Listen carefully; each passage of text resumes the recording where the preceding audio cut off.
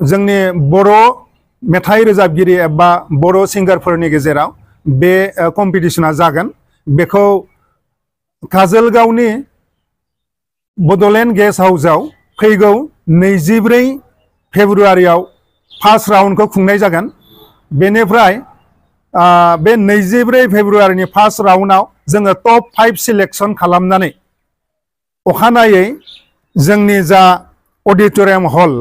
RCC अडिटोरियाम हल एबा award फांसनखौ जोङो जा जायगायाव खुंफुंनो लादों बेवहाय टप 5 नि गेजेराव 25 नि फुंनि 10 बाजिनिफ्राय फाइनेल कम्पिटिशना जागोन। गिबियावनो रादाब बुथुमगिरि नोंथांमोननिसिम बेलासिनि गोजोन हामलायनाय बावहरनाय जाबाय। दिनै बे समाव जों बड' सिने आर्टिस्ट एसोसिएशननिफ्राय बेखौनो फोरमायनो थाखाय सिगांबोदों जे बड' सिने आर्टिस्ट एसोसिएशना गुबुन बोसोरनि बायदि देग्लायबो फैबाय थानाय 25 फेब्रुआरि 2024 इं रबिबारै फिफ्थ बड' फिल्म एवार्ड सेरेमनिखौ खुंनो थाखाय लाहार फाहार खालामनाय जादों आरो बे फिफ्थ बड' फिल्म एवार्ड सेरेमनिखौ बङाइगाव रिफाइनारियाव थानाय RCCC अडिटोरियाम हलाव खुंनो थाखाय थिरांथा लानाय जादों आरो बे लेखा जोंहा जुरि बर्डआ सावथुन नायबिजिरनानै बिथांमोना सर्टिं आउट खालामबाय। BTR सरकारनि स्पन्सरशिप आरो माखासे दैदेनगिरि बिथांमोननि पेट्रनाइजआव बे फिफ्थ बड' फिल्म एवार्ड सेरेमनिखौ खुंनो थाखाय लानाय जादों। मोनसे बाथ्राखौ फोरमायनानै जों गोजोननाय मोनदों जे जोंनि बर' सावथुन मुलुगाव महरगिरि महरै खामानि मावलांनाय माखासे रुंसारि जालांनाय महरगिरिफोरनि मुङाव जोङो बे बारनि बान्थाफोरखौ डेडिकेट खालामनो लानाय जादों। जोङो गिबियावनो बुंनांगोन जायखौ आलायारनाव जालाख' होननानै बयबो सिनायो बिथांनि मुङानो जाहैबाय टिकेन्द्रजित नार्जारी। दा जों बिथांनि मुङावनो जोङो मोनसे बान्था फोसावनो लादों, बेनो जाबाय Tikendrajit Narzary award for best Bodo' film session of 2021 to 22। थिग बेबायदिनो जों खनिन बड'सा award for best director Dilip Basumatary award for best actor male, Shanti Brahma award for best actor for female बेबायदि जों डेडिकेट खालामनाय जादों बिथांमोननि मुङाव। आरो बेबायदि मैखोम मोनब्रै केटेगरियाव जोंनि BTR सरकारा 1 लाख राङै बे बान्थायाव रां बावजा होनो थाखाय थिरांथा लानाय जादों आरो बेबायदिनो गुबुन गुबुन गासै 18टा केटेगरियाव जों बान्थाफोरखौ होनाय जागोन। गासैबो बान्थाखौनो जोंनि महरगिरि आगुनि महरगिरि बिथांमोननि मुङाव जोङो डेडिकेट खालामनाय जादों। मोनब्रै केटेगरियाव specially best Bodo' film, best director, best actor male, best actor female बेवहाय जोंनि BTR सरकारा 1 लाख राङै बिथांमोननो थोंजोङै चेक होनाय जागोन। गुबुन केटेगरिज थामहिनबा best supporting actor male, best supporting actor female, best choreographer, best singer male, best सिंगार फिमेल बेबायदिनो गुबुन गुबुन गासै 14टा केटेगरियाव जोंनि BTR सरकारनिफ्राय 50,000 राङै होनो थाखाय थिरांथा लानाय जादों। बेनि थाखायनो जोङो बड' सिने आर्टिस्ट एसोसिएशननिफ्राय दानि सोलिबाय थानाय बिटिआर सरकार लोगोसेनो मानव गेदेर मावफुं सोद्रोमा प्रमद बर' बिथांखौ जोङो साबायखर बावहरनो लुबैदों मानोना बिथांमोननि हेफाजाबजोंनो जोङो फिफ्थ बड' फिल्म एवार्ड सेरेमनिखौ बे खेबाव जोङो इनडोर हलाव बानायनो थाखाय थिरांथा लानाय जादों मानोना जोङो आगुआव मोनब्रै एवार्ड सेरेमनि जोङो खुंलांबाय गिबि बड' सिने आर्टिस्ट एसोसिएशना अल बड' आर्टिस्ट एसोसिएशन मुङै 2016 मायथाइयाव बाक्सा जिल्लानि सिमला ओनसोलाव जोङो सेथि बड' फिल्म एवार्डखौ बाननाय जादोंमोन बेनिफ्राय 2017 मायथाइयाव उदालगुरि जिल्लानि सिङाव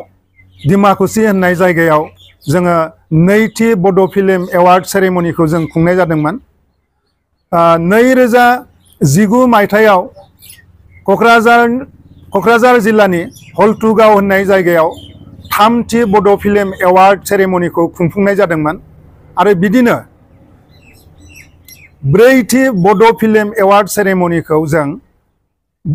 बाक्सानि बरमायाव खुंफुंनाय जादोंमोन बिदिनो फैयै फैयै बे दाननिनो थामहिनबा फेब्रुवारि दाननिनो 25 खालाराव जोङो बाथि बड' फिल्म एवार्ड सेरेमनिखौ बङाइगाव रिफाइनारिनि सिङाव थानाय RCCC अडिटोरियाम हलाव खुंफुंनो थाखाय लानाय जादों मोनसे बाथ्राखौ फोरमायनानै जों गोजोननाय मोनदों जे दिनैनिफ्राय आगोलाव जालांनाय मोनब्रै एवार्ड सेरेमनिखौ जोङो अपेन फिल्डआवनो एबा आउटडोराव बानायनाय जादोंमोन जेराव जोङो लुबैनाय बादि जों बेवहाय डिसिप्लिनखौ मेनटेन खालामनो हायाखैमोन जोङो मोनसे आपग्रेडसनखौ लुबैनानै एबा जोंनि एवार्ड फांसनखौ एसे सिस्टेमाव लाबोनो थाखाय बे खेबाव जोङो बेखौ आउटडोरनिफ्राय इनडोराव लाबोनाय जादों आरो बेयो खोब लिमिटेड अडियेन्सनि गेजेराव आरो जोंनि आर्टिस्टफोरनि गेजेरावल' बे फिफ्थ बड' फिल्म एवार्ड सेरेमनिखौ जोङो खुंनाय जागोन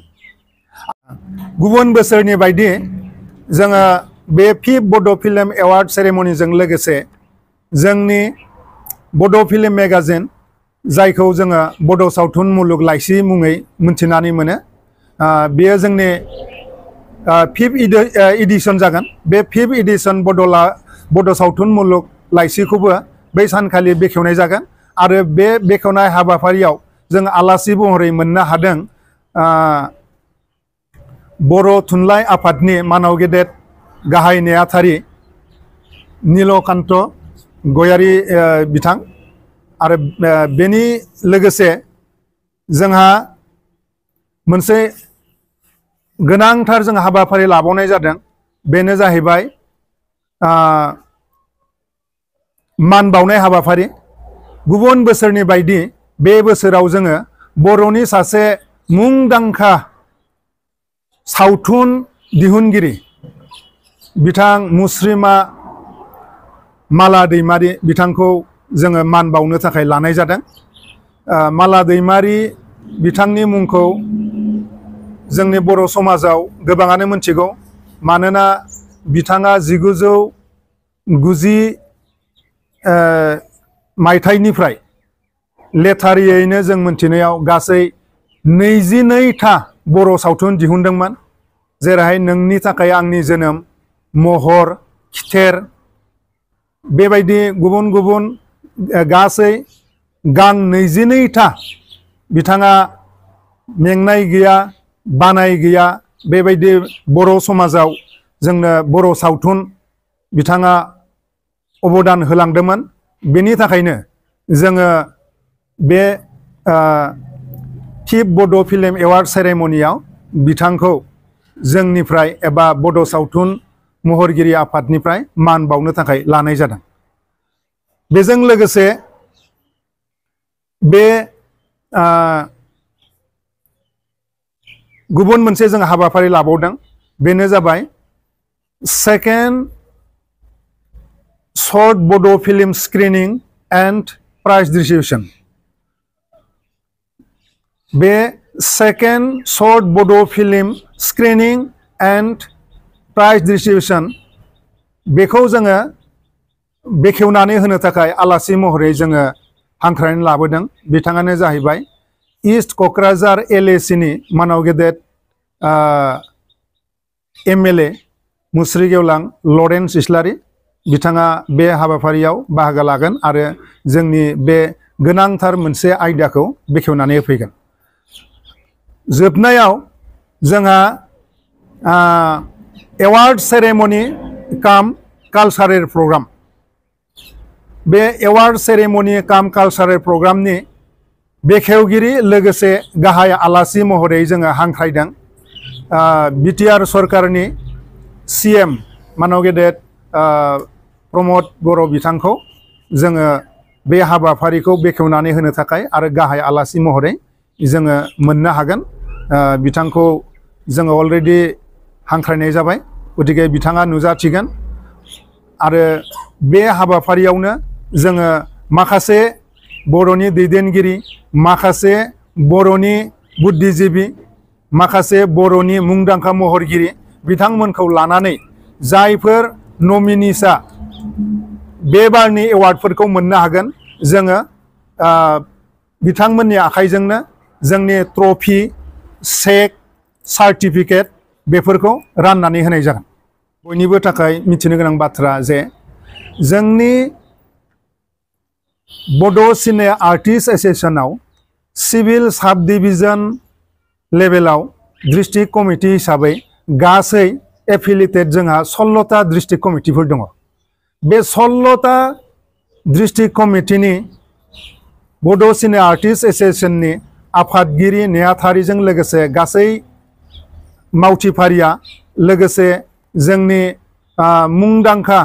महरगिरि बिथांमोनखौ बे जानो गोनां 25 फेब्रुआरिनि बे 5th बड' फिल्म एवार्ड सेरेमनियाव बयखौबो बाहागो लाफैनो थाखाय आं कन्डाक्ट कमिटि लोगोसे मिरु बिसानि लेङाइ आफादगिरि हिसाबै बयखौबो खर' गंग्लायै खावलायहरनाय जाबाय जाहाथे बिथांमोननि नुजाथिनायनि गेजेरजों जोंनि खुंफुंनो लानाय 5th बड' फिल्म एवार्ड सेरेमनिया गाजा गोमजायै जाफुङो बेखौ मिजिंथिनानै बयखौबो बे हाबाफारियाव बाहागो लाफैथारगोनखौ फिन खेबसे गुरैयै खावलायहरनाय जाबाय। जेरावल' बे 5th बड' फिल्म एवार्ड सेरेमनिखौ जोङो खुंनाय जागोन आरो नैबे 5थि एबा 5th बड' फिल्म एवार्ड सेरेमनिजों लोगोसे जोङो स्पेसिफिक कय एकटा जोङो प्रग्रामफोर लानाय जादों। बेनो जाहैबाय गुबुन बोसोरनि बायदि भइस अफ बड'स जा सिंगिं कम्पिटिशन बेखौबो जोङो